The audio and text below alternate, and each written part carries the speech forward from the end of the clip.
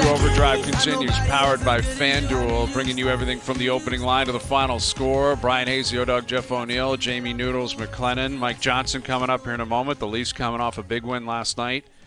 And one of those nights in the NHL where there was just a lot going on. Alex Ovechkin scores again last night. What is he, 7 now? Is it 7? Yeah, and yet running out of time, right? I think he went 5 straight without a goal, and then he scores last night in kind of a vintage Ovi, just goes to the net and whacks at it and finds a way to get in last night. He needs a garbage. He needs a hat trick, man. He really needs a hat trick. He needs something where it's like a game where you're right, like garbage goals or just everything he throws. Like he needs to have a vintage Ovi night back in the day, where it's like the hat trick and everything he throws at the net just finds its way in. Because what did they left? They got 13 left. Is it like it's getting lean there? Like it's close, right? You need 6 to tie him and 7 to pass him, and they have 13 left. So he's on pace to do that. He's on pace for 41 goals on the season, give or take. It's going to come down to the wire, man. There's already people last game. Yeah, it probably there's will. People already kind of. I know his old running mate Backstrom was like, if he gets close, I'm going to start traveling to see it. Yeah, and I think Gretzky is planning on doing the same thing. I think once he's within a handful of goals, how would we feel if he landed right on the number? Like if he hits 894, game 82, and then we go into the playoffs and you got to wait next year. Sucks. But it kind of would suck. I don't think so. What a build-up to the start of next season. Yeah, well, I guess so. Yeah, it would be scheduled. It's like, okay, if you build it up, like he hits 894 this year, and then you build it up to the start of the season. Now it's Gretzky and Backstrom and all that. Like it would actually bring some excitement to the start of the season where they would travel with the Caps, and it's like, okay, it's just a matter of time, his first goal of the season, and what if that went 6 games? But that's the problem, I think, yes, from a marketing standpoint, it probably would be great for the league to sit on that and get into September next year and say the next time this guy scores, it's the golden goal, basically, by Ovechkin. It sets a new record. But what if he gets injured in camp? What if, he goes 7-8 games and he's slow out of the gate and things are going south and it's just like now what? It just feels like there's been such a buildup this year because he's been so good and he's been scoring at will and he overcame the injury, and I think it's tough to bet against him that he'll do it still. Even with 13 games to go, it's very difficult to bet against this guy in terms of scoring goals. And you know that the team is sitting pretty, so their only focus will be they've clinched. They're in. Exactly. So if he's needs 4 goals the last 4 games, he's getting 10 shot attempts every night. Like, Dylan Strome and those guys. Like, I can't remember, was it Utah? Draisaitl was going for 50, and Utah's penalty kill was 4 guys around Draisaitl. Like, it was ridiculous. Like, you could tell what they were trying to do. And to me, I wouldn't want to be that goalie. Like, I'm sorry. Like, I've been in a couple, record-setting, you don't want to be on the highlights the rest of your life. That's what it is. There's going to be a guy, right? Yeah, one of the biggest goals ever scored when he hits 895. It sets a new record. It will be played forever. It will be, one of his highlight reels that will be played forever. And the puck will go to the Hall of Fame, and they'll talk to the goalie. What was it like? And I guess they play Pittsburgh the last game of the season, which would be anticlimactic. Like against Sid, that'd be pretty incredible if he passed it. If he scored 895 against Sid. What that reaction and interaction would be like from Sid, because the whole game's going to shut down and everyone's going to celebrate. And again, you mentioned Backstrom and Gretzky, and Sid, I'm sure, will be there to celebrate him. Sid will give him the O-Dog handshake. He might just fire it right out for him. Right out there. How are you? Great job. He gets in there before his teammates. Just I don't know, right in man. the scrum. Here's Mike Johnson, our TSN hockey analyst. If Ovi ends the season at 894, tied with Gretzky, would that be a good thing or a bad thing? I think it would be a hilarious thing. I don't think it would be anything. I mean, whether he's, you think about it in the big picture, I guess you'd have more time to build it up for next summer, but it would feel like a bit of a letdown given that he's had such a great year that he could do it this year. So I suppose it'd be a bad thing because you want him to finish it in style with a flourish and do it this year, because if you go all summer, he plays next year, he's going to do it. So if he does it in Game 6 next year with his first goal of the year, it won't feel as, built up because he hasn't had the whole year chasing it down. So I guess it'd be bad. But given the fact that I generally like sort of chaos in the world, it would be funny, especially if he gets within 4 and then the whole league is chasing him around and Gretz has got to travel around. And what if he's traveling around for like 3 weeks? He doesn't got a month of his life to give away and follow Ovi in the hopes that he scores his 4 goals. So, but I was also thinking about today, Hayes, about how big of a production will this be? Because I don't know. Maybe you guys can think of a more, the last time a record of this significance was broken, was it Gretz on the goals and Gretz on the points? Maybe. I don't know. In today's era, the amount of preparation and pomp and circumstance they can put into a mid-game goal. But I think they're going to test it for this one. Well, and don't you think too, when you're getting close, like this guy is capable at 39 of scoring a hat trick. So you're right. Like it's just like if he's somewhere 3 or 4 goals away, like you kind of have to have everything kind of set that it could happen potentially that night if he has a throwback night. Lost in all of this, Hayes, you pointed out, like he could have a 40-goal season at 39 years old. Yeah, it's incredible. It's incredible. That's why I think you got to do it this year. Not that it won't be celebrated in the future. It's been such a build-up. It's been such a great season for him, for the team. Everything's worked out. Everything's been it just the crescendo of him scoring it the last game of the year or real close to. It's like a chase to 50. It's a chase to 895. Yet we've pressed fast forward, and we're at the end of I don't want a cliffhanger and I got to come back for season 2. I don't want that. You know what I mean? Like, this isn't 24. I don't want Jack Bauer saying, actually, it's the president that did it. We'll see you next fall. I know it's not ideal, Hazy, but I think it would be cool. You'd get over it about midsummer. You'd be like, man, Ovi's going to do this. Like, maybe we could be on site or something. Well, now you're talking. Cool. Maybe it happens in Toronto or something. That could be. You're right. You start looking at the sched and start thinking, okay, where could it happen? Where could he end up playing? Speaking of records, I think I read that William Nylander, he hit 600 points in his career last night, and he is 5th fastest in Leaf history to do that in terms of hitting 600 points as a Leaf. Matthews and Marner ahead of him, Sittler and Sundin the other 2. So, that's pretty incredible that, 3 of them are in that group, and it's Sundin, it's Sittler. I don't think Gilmore played here long enough to even hit 600 points as a Leaf. He would have. He probably would have done it in about 4 seasons the way he was going. But pretty incredible. And Willie looked pretty good last night, Johnny. He is amazing. And, I think he's both been a beneficiary and, to his detriment, has played in this era with Marner's and Matthews because offensively he hasn't been as prolific as those 2 guys. And yet when you think about it, Hayes, if Marner resigns, then by the end of their careers, these 3 guys will be 1, 2, and 3 all-time in goals, assists, points. They will own every record there is as far as longevity with the Toronto Maple Leafs between the 3 of them. It's going to be amazing to think about the long history of the Leafs, that William Nylander will be, the 2nd or 3rd highest-scoring Leaf of all time. Morgan Rielly might be the highest-scoring defenseman of all time when it's all said and done, and the team still hasn't maybe had the success they wanted, but individually, amazing stuff. I also saw he was the 6th fastest Swede all time to 600 points or whatever it might be. So, it's a pretty impressive stat. And I think this season, game after game, he sort of shows why he's such a pivotal player to Toronto, because he offers something different and something that is away from Matthews and Marner, right? Different matchups, different style, a bit more individual, more puck possession, more kind of I'll take it on myself. And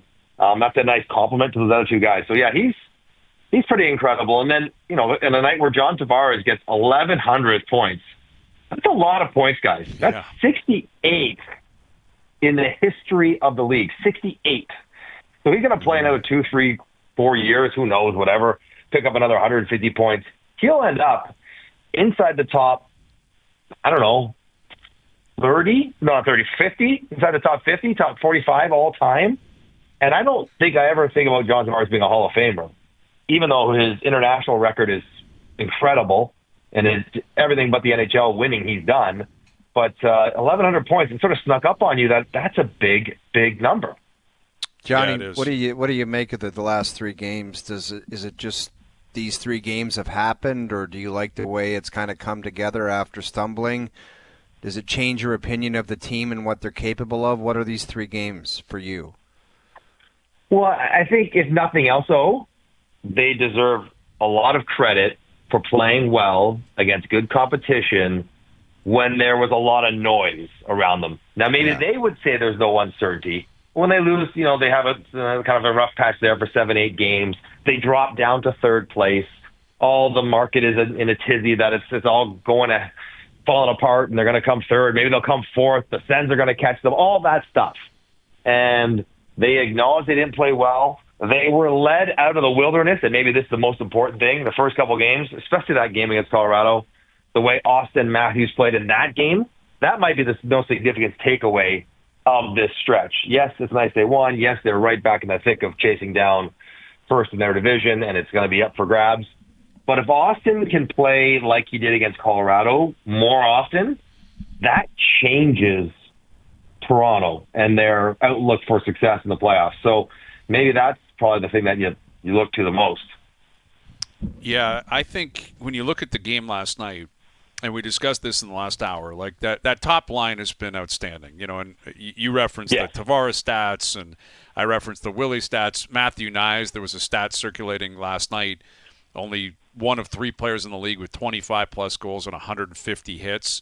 The other 2 are Tom Wilson and Brady Tkachuk. Like, that's pretty exclusive, arbitrary company. I get, you can come up with, like, who's got 120 hits and, 15 assists and 12 goals on the road. Like, you can do different things that kind of isolate. Are we really going to I love the guy and he's been incredible, but are we going to jack up 25 goals like it's 47 or something? He's not that old, though. Oh, that's the thing. I would agree with you if this is like Mitch Marner scoring 25. He is, again, here I am, stats guy. I'm pretty sure I read this morning. I will corroborate this. He is leading the league in points for players under the age of 22, I think. 23. He is 22 now. Yeah. Okay, so under the age of 22 and younger, whatever it is. But that's what he's doing. And, yes, he's in great company because he has to play with Matthews and Marner. But that goal he scored last night, like, Willie sets it up, but he walks in and he blasts that shot, man. Dude, like, he that wired it. Like he looked like a sniper, not a power forward. Exactly. Right? That wasn't like in front of the net off your shin pad battling. Like, this guy came down Broadway and absolutely shelved that puck. Like, that was a rocket. And I don't know, man. I think it's pretty significant when you consider he is a big boy. He can hit. He can fight. He can cause chaos below the dots. And 25 goals is nothing to sneeze at. Well, we don't even have a guy in the league who scored 50 yet this year. Yeah. Well, I think the one thing, guys, it was brought to my attention today. This is getting crazy and silly. Is like, would somebody offer sheet him? Listen, if it's possible, I guess. I don't know. I hate the idea of, like, it never happens. Dude, if they offer sheeted Holloway and Broberg, of course someone would offer sheet him. Possibly. And look how good those guys have played in St. Louis. Yeah, that wasn't an offer sheet that, that's a waste of money. It drove up salaries. That was an offer sheet that changed the franchise for St. Louis. They've both been incredible. Well, and the one thing is it would be a double-edged sword too, because if you got crazy with numbers, the Leafs might not be able to match it. Not that they wouldn't. You would have to make a decision on somebody else, right? Like, Tavares coming back at a number, or Mitch's number high. Like, it just, you could really throw a wrench into it. The projections of what the salary cap's supposed to be, Jamie. If you're the player, why wouldn't you say to yourself, I have an opportunity? And hey, not all players think like this, but as a winger that used to enjoy playing with really good centermen, look at Austin Matthews, and why wouldn't he want to sign a 3-year bridge deal and say, I can go to war with this guy and saddle up next to him for the next 3 years, and then everything's going up, and maybe, of course, I'm going to cash in again after that. I don't understand how the player wouldn't be thinking like that. Like, to me, it's a slam dunk. Like, you get to go play with Austin Matthews and whoever else, possibly Mitch Marner, possibly somebody else, but that's the guy I want to ride shotgun with, and I'll do it for 3 more years and then see what happens after that. I'm going to be in a good spot regardless. Johnny, I think Dylan Holloway had aspirations playing with Draisaitl. You know what I mean? Like, that's like when you look at it, I think it just, you have to put thought to it. You know, because he's, like you said, he'd be 23 years old. He's a big, strong, winger, a guy who has showed some versatility. Now, listen, Johnny, you've pointed out, and he's a surprise goal scorer for you, is he not? Because he didn't score at a high rate in college, right? Yeah, 100%. I think that we talked about him even before he got to the Toronto Maple Leafs, and he's going to be good, but the idea that he's going to be a massive scorer, I'm not so sure. Right now, he still might end up with 55 points, which is a great number, and he might end up with 30 goals, which is a tremendous season, but it's still not 80. But the fact remains that he topped out at 21 goals in college, even in the USHL, which is going way back. He had 17 and 14. This is the most goals he scored in the last 7 years at any level, 25. So it's not like he's a proven Jeff O'Neill caliber scorer. Like, he just does it everywhere at a high clip. He doesn't. It doesn't make him not a good player, but it just makes him not a great goal scorer. I mean, yes, offer sheets would be getting floated around this summer. And, I'm glad you were paying attention during trade deadline when we talked about more players going short-term, understanding where the market's going and where their contracts will go relative to the market, even if their game doesn't, take off. If he gets 30 goals 3 years from now, the $5 million he wants now will be $7 million then, and it'll be there for him. There's going to be 2 more teams in the league. There's going to be revenues going up. It will be there for him for sure then. So that is something that all teams, Leafs included, are going to have to kind of deal with this summer with their players and their negotiations. Let me be clear about one thing. I was not paying attention to that type of I know you weren't. But I just look at it in a very simple kind of situation for what he's in. The people in the city love the guy. He's having success. You guys mentioned the goal scoring. You don't think being around Austin Matthews on a day-to-day basis has kind of helped in that regard, what to do, what not to do, practice habits, the way he shoots the puck? I'm pretty sure that's had an uptick in him scoring goals like the way he's doing. Obviously, he's got skill, but it just seems like a fit. And if you have a great fit and you can sign a bridge deal, I don't know why he wouldn't do it. Obviously, he's entitled to do whatever the hell he wants. If he wants to try to hit a home run and sign an offer, I don't know what he wants to do. But you just look at the situation. I don't know how it could be better. Great city, one of the best players in the world at center ice, and you're having a heck of a time doing it. I don't know what would be better than that. Well, and the Leafs could try to offer him a long-term deal, right? Like, they don't. Yeah, they could. And they might be wise to, because they could lock in some upside. But I don't want to digress, but have you guys seen the clips of that? Was it Thaddeus Young talking about playing in Toronto? Yes. The basketball player? Yeah. Yeah. I don't know if you guys... That guy can go to hell, Johnny. Yeah, but customs and all that. I get it. But I tell you what, now I don't think that matters as much for Matty Knies, maybe for hockey players, because the idea of going to Canada seems more normal. But this idea that going over the border is such a headache for American players, it's just such an American thing to think, because we live close to the border. Virtually everyone I knew growing up in Scarborough, crossed the border on occasion, had a passport, whatever. That's not the case. But you just wonder, we've seen some American players want to get out of Canada for various reasons, but it just made me think of that clip. I'm watching you shaking my head. I'm you're in the NBA and you're complaining because, your family has to go through customs or have to get passports. It's wild the way athletes think sometimes. Well, but you got to remember, Johnny, is people... They come from different backgrounds. I know of players that are American whose family don't have passports. Flat out have not come to visit them in Canada. Because it's get one. It takes 3 weeks. I understand that, but not everybody is as organized as you or I or whatever. There are flat out people that I'd love for my brother to come. Doesn't have a passport. I'm well, you can't get him one. Yeah, he'll get around to it. Like these, they don't comprehend it. It's insane. But I'm not lying. I have a teammate that did not. Their family did not come. Didn't have passports. Sorry. Like, it's just, that's not weird coming to me. Yeah, I believe you. What age are we talking about here? Are these 10-year-old kids or 30-year-old men? Like, what this is a National Hockey League player whose family did not come because some of them didn't have passports. So you're like, okay, fair enough. Like, Johnny, the one thing I don't understand is, and I know this is preferential treatment, to avoid the problems of the athlete, can't they make a deal with the customs where it's like they bring a customs agent over to where the bird takes off and they come over, look at the passports, and have some kind of system where it's a little bit more easy? Or is that just not? Is that asking too much? I think that's probably a little inappropriate. It used to be that way, Like when I first started in Toronto and we'd fly in on our plane, the customs agent would walk on the plane, and you just walk off the plane, flash him your passport, and walk off. There was no forms. Like, literally, you didn't break stride. You flash it to him like you're walking in a bar, and you go off.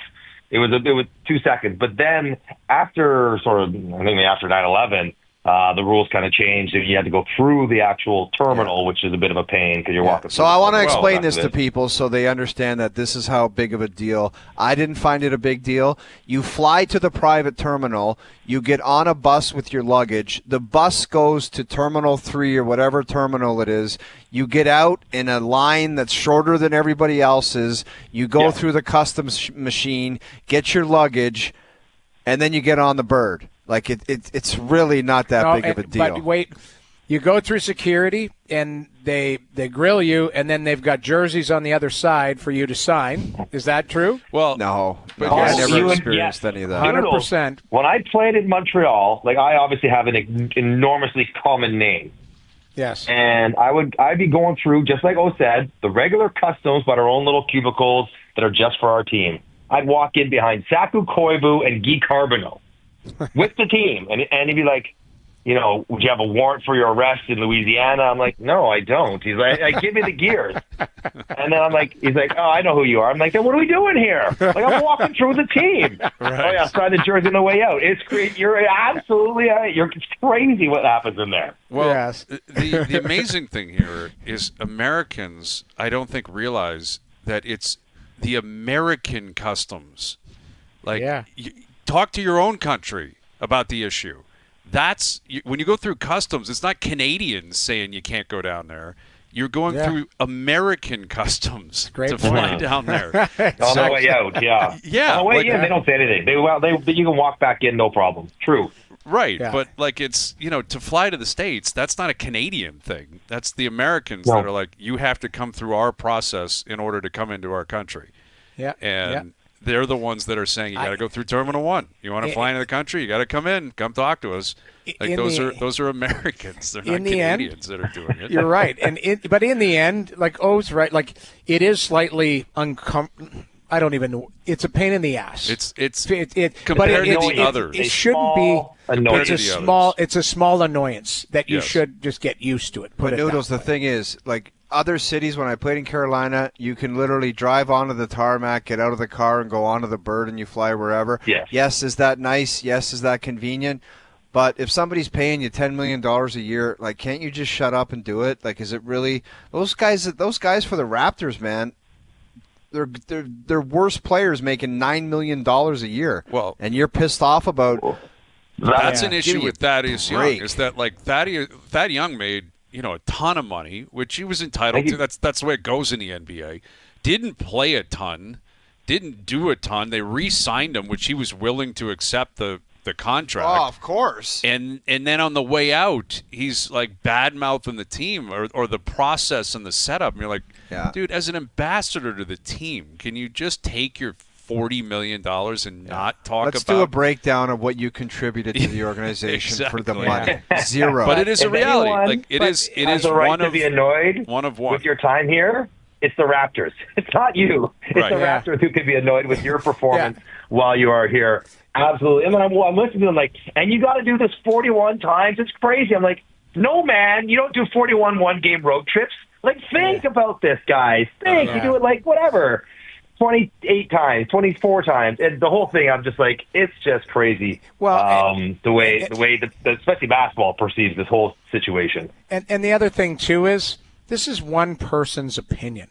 Like, everyone else is fine with it for the most part. I mean, yeah, it's we could complain about other things, but I saw that and I saw the reaction and I get it. And we've all been there. We've all played in the States. We've all played in Canada. Like, it's slightly uncomfortable certain times, but in the end, like, that's his opinion. That's what he looks back on it. But there's other people who be like, I'm fine with it, man. I like the city. So Brandon Ingram just said, "Get me up here." Exactly. Like, we're focusing on the one guy that we'll call him a pigeon or not. One guy who was like, didn't like it, and so what? But there's a lot of other people that had no problem with it, or just was like, yeah, fine, man. That's the cost of doing business. I'm fine with it. Everyone's got a different viewpoint on different cities. And the thing is, this one is unique to Toronto. It's the only one in the NBA where you got to deal with it. Yeah. And, we're in a different country up here. So that's just always been the case. All right, Johnny, enjoy your weekend. We'll do it again early next week. All right, boys. Have a good weekend. There's Mike Johnson joining us here on the Maple Toyota Hotline. Drive the built-in Canada, fuel-efficient, fun-to-drive Toyota RAV4. Gas or hybrid models available. Visit mapletoyota.com. How about Vladdy maybe liking it? Yeah, Vladdy, now he's like, hey, I'm going to be optimistic about this as well. And I think you nailed it a couple days ago.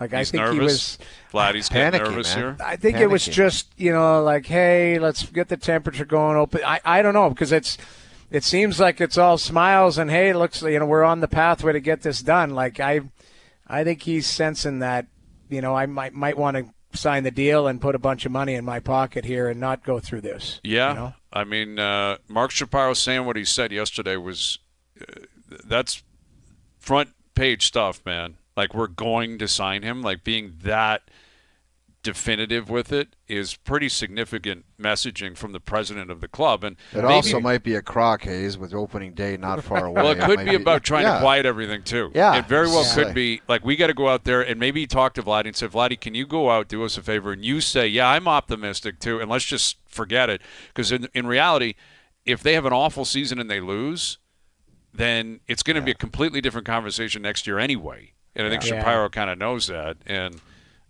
if it's a great season and they're playing great, then, who knows what the mood will be at that point. But they have to try and quiet this down. I don't think it accomplished that. People are still going to be buzzing about it. When he goes through New York and Boston or wherever, it's going to be a constant conversation. And he's got to pull his weight. He's got to play well. Yeah. Like Vladdy, that's at the forefront of it. You're a professional athlete. You got to play. You got 162 games left as a Blue Jay, at least. You got to play well. All right, Pierre LeBrun coming up. We've got Dear Hazy B in about an hour. We're going to try and track down our friend Hal Gill. And the Leafs are in Nashville playing the Predators tomorrow night. Overdrive continues. TSN 1050 and on the TSN app. Mail It In Friday brought to you by Boston Pizza, Canada's favorite sports bar. Enjoy $15 lunch at BP when you get an entree, a side, and a drink. And you'll get it all in 20 minutes or less. A fast lunch doesn't have to be fast food. See you for a $15 fast lunch at your local Boston Pizza. The tournament continues, March Madness. And we got that going through the weekend. We got the Valspar. We got the Leafs in Nashville. The Raptors are on the way home. They got San Antonio on Sunday, which sucks because San Antonio's up here for that one game, and Wemby's not playing. And that would have been a big ticket for people. I bet you online, secondary market, right? When you get a Western Conference team, it's like when McDavid comes or McKinnon's in town. Wemby's the same thing, and the guy's done for the year. And I haven't heard anything on him either with the blood clots and how that's going. It was just one of those things where it was announced and then it all disappeared. The player, the talk about it, was kind of a weird vibe. Yeah, really the strange. Valspar, man. People are losing their mind at the Valspar. I saw Sahith Theegala tomahawk chuck his club into the woods today. The guy yesterday kicked his putter 30 feet in the air. I saw another guy chipping around the green, missed it, and then took 3 chunks out of the side of the... I was just like, what is going on here? Then Justin Thomas said he was complaining about waiting to see if he's making the cut or not. And I was like, dude, you're not playing any good. Yeah, no kidding. Dude, watching him and Jordan Spieth right now, it's something else. Well, I know Justin Thomas had some unbelievable rounds at the Players, but those guys aren't the same, man. They're not the same. Have you guys, I mean, this will be a list. It'll probably be more of a sports center, but Hazy, maybe somewhere down on a slower week, a list. What's the top 5 meltdown? Like, you guys have probably seen some stuff on the course. Like, trucking the club that happens all the time. Like, have we seen snapping the club? Like, I'm talking from pros. Like, off the top of your head, have you seen an absolute reaction that you're like, I didn't see that one coming? I mean, I don't know if you can ever necessarily say that. Like, you're never going to see a guy who's in the lead or contention do that. That's not going to happen. It's always the guy on Thursday or Friday who's probably going to miss the cut anyway, and will snap a putter. Like, that's happened at, I think, was it Siwoo Kim that happened? I think that at the Masters he snapped his putter, and like he didn't do it intentionally, but it happened. And once you lose it, you can't replace it. You can't replace it, right? No, exactly. Like, if it happens on a fluke, like if your driver breaks in a swing, they may let you replace it. But if you personally do something that causes that type of malfunction, you're out. And this guy's wrapping up, like, going through Amen Corner at Augusta, putting with a wedge, which was a little bit strange. Look at Sahith here. I've never seen Sahith. Yeah, that's wild, man. And there's fans over there, too. It. I think they're just, I don't know, maybe it's getting to a point in the season that's, I don't know, maybe around the halfway point where they're just, things are getting on their nerves. I heard some crazy talk from Victor Hovland today, too. This guy won the FedEx Cup, like $20 million a couple years ago, and he was talking today saying, I don't know where my golf ball's going, and the guy's leading the tournament. He's at the top of the tournament. Yeah, it was right bizarre now listening to him, under. man. Yeah, he's 5 under and in the clubhouse. But you're right. This course is playing tough. Like, I think it does every year, doesn't it, Innisbrook? Like, I'm pretty sure it has a reputation of kind of crushing these guys. Yeah. Because the leader's 7 under, which on tour is not something you see very often. So these guys, they're not feeling it, man. Billy Horschel had the same commentary last week at the Players. He was like, I want to get it to the house. That's just get me off the course. I have no idea where this thing's going. And that is a terrifying thought. One that I've had many times, but I'm an amateur. These guys are pros. All right, Pierre LeBrun coming up. Dear Hazy B in just under an hour. The Leafs are in Nashville tomorrow. Here is former Leaf and Preds analyst Hal Gill joining us. What's happening, Hal?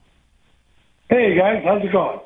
We're doing pretty well. We were talking about that team down in Nashville and just how disappointing the season's been. And now Andrew Burnett came out after the game last night and said that he needs more from his veterans and the guys on long-term deals, and they need to be more professional and show the rookies and the young players how to operate. What is your interpretation of that? And do you think we'll see any change from the Predators as of tomorrow night? You know what? It's a long time coming. I feel like they've needed contributions up and down the lineup, and the veterans are supposed to start it. Like they have 15 games left, right? They're trying to at least establish identity so that they have something to go in. Because let's face it, they got good players. Like, we got some guys that they know how to do the hockey, and they're not doing it. And so they need to come together, because I think Barry Trotz is looking for who wants to be a part of this and who's part of the solution. And right now, there's just a lot of problems. It's not good. It was a lackluster effort, and I think you have to look at the veterans. Sadly, it's a tough spot for those guys, and Bruno said that. Like, hey, it's a hard spot you're in. You're used to being in a playoff hunt, but now you got to find a way to dig in and help the young guys along, and that hasn't happened. Skillsy, how dangerous would it be for Trotzy to kind of bring back all the same kind of players, and then, we'd mentioned earlier trying to add to it. Like, don't they need to completely try to mix this thing up as much as they can in the summer? Because it's been a disaster. That's what it's been. Well, yeah, it's tough. I think, and Barry Trotz was pretty honest talking about Andrew Burnett and growing as a coach. Trotzy's been through that. He's been a coach, and he's had to change his ways. And, you think you have all the answers as a young coach and you want to play this way, and then your personnel doesn't match that way, and then you have to adjust. And I think, Brunette has tried to do that. He's made a couple little adjustments here and there, but he's got to get the buy-in from the guys. And I think, you look around and you say, blow up the team and start fresh. But honestly, I look at all the guys that they have, and they should be good. They should be a lot better. And if they can play together, they're going to be good. And it's a couple pieces here or there, and a free agent signing and using some of the draft picks and maybe getting some young guys to step up, and then they could be right back in the mix. And so I think you have to be careful with either blowing it up or standing pat. And I think it's a valid point that you kept Barry Trotz kept Ryan O'Reilly and Colton Sissons and Michael McCarron. Didn't let those guys go at the trade deadline because I think he thinks we're going to need those guys sooner rather than later, and those guys will hopefully be part of a winning mix next year. So, Hal, what have you seen?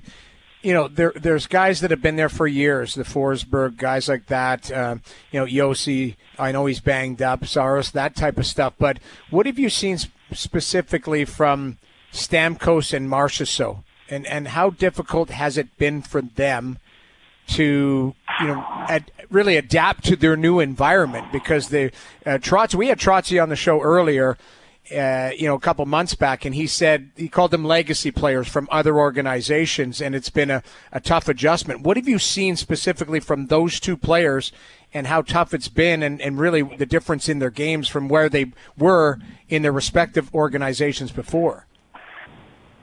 Yeah, I think it's tough to try to, you say, okay, I'm going to plug this guy in here, and you have, a guy like Steven Stamkos. Hey, he's going to go into a spot on the power play, and you have Roman Josi at the top, and it's going to be perfect. And then, when it all plays out, it's a different pass. Victor Hedman gives him a perfect pass exactly where he wants it, and then Roman Josi is a great player, but he doesn't put it in the same spot. And so Steven Stamkos has to adjust to it. Marchessault is used to playing a certain style, and then it's a different style on a different team. And he's got to figure it out. He's got to adapt. And so, I think a lot of it comes down to confidence. You talked about Philip Forsberg, and Phil is a great player. He was playing some great hockey in the beginning of the season, and he was just missing the net. He wasn't scoring. And so then he started changing his game. And then, if you don't score, you change. But he was doing all the right things. And so he lost a little confidence, and then the game slips away from him. And I think that's happened with a lot of guys. And so I think it can be as quick as, just a little adjustment, and then they start going again. But we don't know until it actually happens. With Hal Gill, Leafs in Nashville playing the Preds tomorrow. You see, all these teams in the Central as a Preds analyst, and it's loaded with Winnipeg and Dallas and Colorado. Then you got Vegas and Edmonton and LA in the Pacific. As a guy who's in that conference that watches it closely, do you have a team in particular that you think is clear-cut, the best of the bunch in terms of pursuing a Stanley Cup? Like, who would be your Cup favorite out west right now? I don't know. They're all going to beat the snot out of each other. I think it's going to be fun, but I hate to say it. I'm a Winnipeg Jet fan right now because, I like Luke Schenn, played with Luke Schenn in Philly, and we had him, and he gets traded off through Pittsburgh and ends up there, and I think that's a deep team. Just watching them and the way they play, there's not too many gaps. The goaltending all the way throughout. They have the depth, and they have the size and the skill and the speed, and it's going to be tough to beat them. But, the shame of it all is I think Colorado and Dallas are going to beat each other up. And sadly, one of those teams is going to go home early. And that's the devastating part about this whole thing is all these teams loading up and what could be great playoff cup runs are going to be cut short just because they're going to have to go against each other. So I would go with Winnipeg just because of the depth. But, it's hard to cut out. Like Dallas and what they've done has been exceptional. I think Colorado, you have McKinnon and Makar. How can you count them out? So I don't like predicting, but I think from what I've seen, it might be Winnipeg's year. Great catching up with you, Hal. We appreciate you doing this. Yeah, you got it, guys. Cheers. Hal Gill. I don't know where he was, but it was he sticking his head out of his Jeep on the way on the highway? I don't know. Ace Ventura. Ace Ventura style. Uncomfortable at times there, but great catching up with Hal. We always appreciate it. Listen, you got Colorado and Dallas likely playing in the first round, and that's the nature of the beast. That's the way the setup goes. And Joe from the Bridge pointing out if the Blues get in, it could be Braden Shen versus Luke Shen in the first round, because it would be St. Louis versus Winnipeg, which that would be a pretty cool story. But we're getting close. Things are going to shake out here. And Winnipeg's been the best team pretty much all year. Them and Washington are just leapfrogging each other basically every night for that President's Trophy at this point. The most consistent. I believe Winnipeg has lost 3 in a row the whole year as far as, losses and all of that. I think Wash is the same thing. So they've been the most consistent. They haven't had as many ups and downs. But I think there's a 9-pack. Like you could make an argument for 8, 9 teams type of thing to go, okay, I could see this, I could see that if it all comes together. I watched that Colorado team live last night. Man, they are good. Man, like I didn't blow the doors off Ottawa last night. That 5-1 was generous. Like it was generous. Like it was. They stopped playing at 5-0. Like they stopped playing, but they just it was over. And it was like I didn't particularly think Colorado played that well against the Leafs the night before. Like they're big guys, but last night they were. That Makar was everywhere. McKinnon had another level, and that Nelson kind of came alive. For me, he's a guy who's in and out of the game a little bit, but he's. If he can put it together come playoff time and just chip in some goals like he did last night. That's some high-end skill, man, I'll tell you. Like, as much as hard, heavy hockey is the way to go come playoff time, those guys, I don't know, man, they're dangerous. Their D move, like that Malinsky skate, like they skate, like it's not just Makar, like Gerard, like they move that D. You're right, like it's not. They got a bunch of trees back there. It's like they move and they're in the play and they're up and like it just. They had a game, put it that way, and Ottawa was no good, but it was. I thought, geez, that's a hell of a team. Yeah, like, that's and they all are I thought unique. of. You're right. Like they have an identity, and it is they are going to skate you into the ground. They move. Yeah, they're fast. And that Nichushkin is he's a beast. A horse. He's a big boy, and he can move, and he can get shots off. We saw that in Toronto, man. Like in tight spaces, that guy can make plays. And that's it. Like the McKinnon, Makar 2-pack, when they're on the ice and they're in the mood, it is impossible to stop. It's basically impossible to stop. And, Ottawa, they had banked a lot of goodwill and a lot of points, and they played great prior to it, but now they've lost 2 in a row, and they got to get back on the saddle. Well, and they got to play better. Like that's, it got away from them in the third in Montreal, and you thought, okay, well, there's a response. But, Colorado was pissed from the night before, and they came to play. But Ottawa – you can't just say, hey, we had a good week, and, like, you can't go through these inconsistent stretches. There's teams chasing, the Islanders won't go away. And, right, exactly. Like the Habs got a point last night. Who does Ottawa have up next?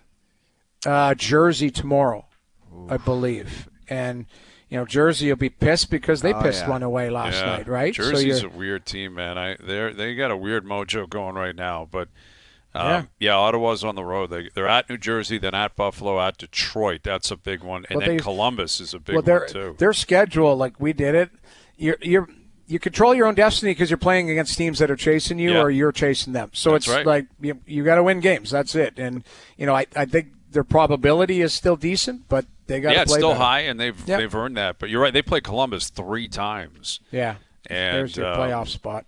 Yeah, so they're It really is going to be up to Ottawa. You've put yourself in this spot with only so many games to go. You just got to close. You got to get to a certain number. You got to pick up some points, and it'll be fine. Pierre LeBrun, who was down at the GM meetings earlier this week, will join us in about 15 minutes. Dear Hazy B at 6:30. Overdrive continues. TSN 1050 and on TSN Plus. All right, Overdrive continues. Aaron Rodgers was down in Pittsburgh meeting with Mike Tomlin and the crew today. Uh-oh. Yeah, because the Vikings have said thanks but no thanks, and I think that's what that was all about. I think he was waiting for the Vikings to come calling, and Kevin O'Connell and company said, no, we're in the business of J.J. McCarthy. We're in the J.J. McCarthy business, Aaron, so you're not going to be a part of this. I think that's risky too, man. I don't know why. I agree. So Darnold was unbelievable last year. They kind of had some kind of chance, but he floundered the last game of the season and in the playoffs. But that kid's never played, man. Never played. Was not like an all-world, all-American quarterback. Injured in a bad injury. And I do think it's a gamble. We'll see what he's got. But Rodgers, I guess, is down there in Pittsburgh, and he's being wined and dined, and I don't know what he's slow playing this for. Russell Wilson probably wants to snap because he's waiting for an answer on where he's going to go and where he's going to play. But we'll get more into this into the next hour because it does feel like the Steelers, and that's a legacy franchise, man, and that's a franchise that expects to win, expects to make the regular season, and has a pretty good team and a good coach. So Aaron Rodgers, Mike Tomlin, and the Steelers, that would be pretty compelling. So more on that into the next hour. Dear Hazy B coming up as well. Overdrive continues. TSN 1050 and on the TSN app.